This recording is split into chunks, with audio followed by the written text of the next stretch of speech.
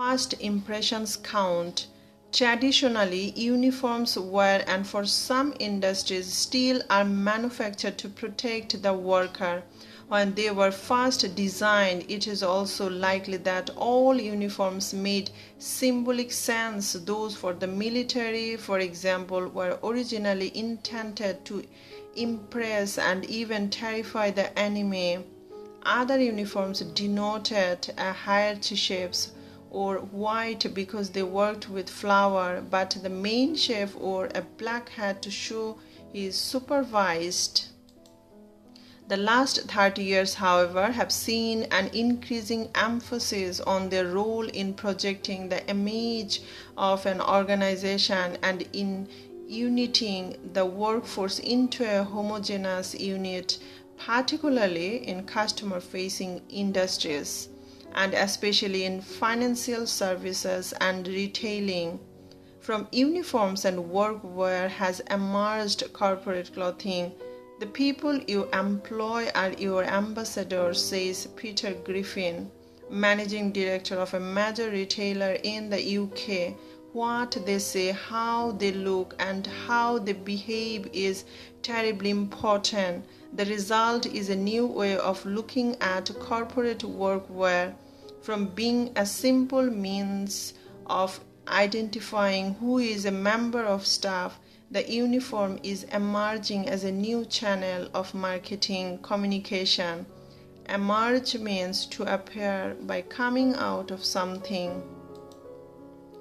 Truly effective marketing through visual cues such as uniforms is a subtle art. However, wittingly or unwittingly, how we look sends all sorts of powerful subliminal messages to other people. Dark colors give an aura of authority, while lighter pastel shades suggest approachability. Certain dress style creates a sense of conservatism, others a sense of openness to new ideas. Neatness can suggest efficiency, but if it is overdone, it can spill over and indicate an obsession with power. If the company is selling quality, then it must have quality uniforms.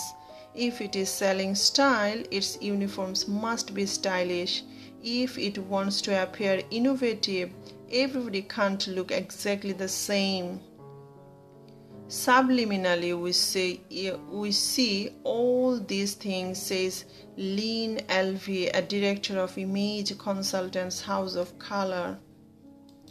But translating corporate philosophies into the right mix of color, style, degree of branding, and uniformity can be a fraught process, and it is not always successful.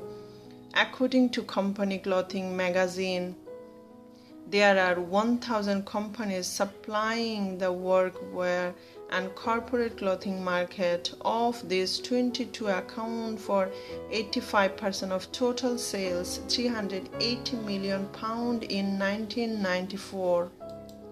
A successful uniform needs to balance two key sets of needs.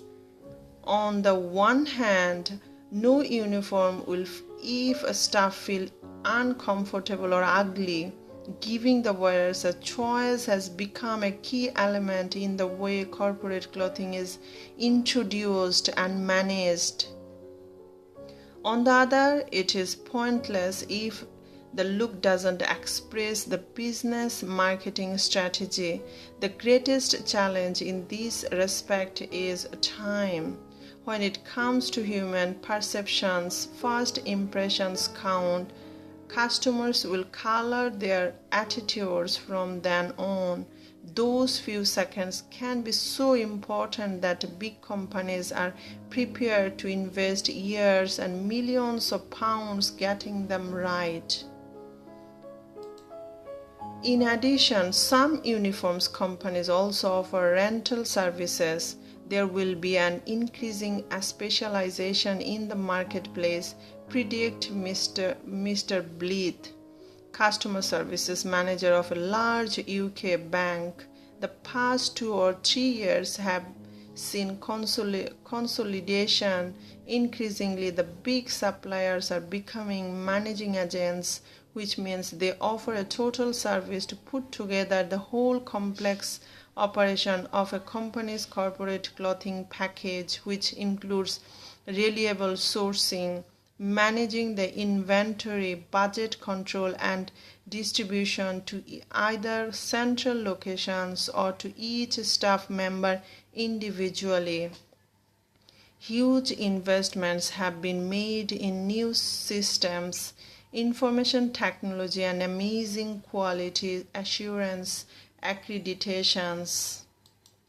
Corporate clothing does have potential for further growth. Some banks have yet to introduce a few corporate look.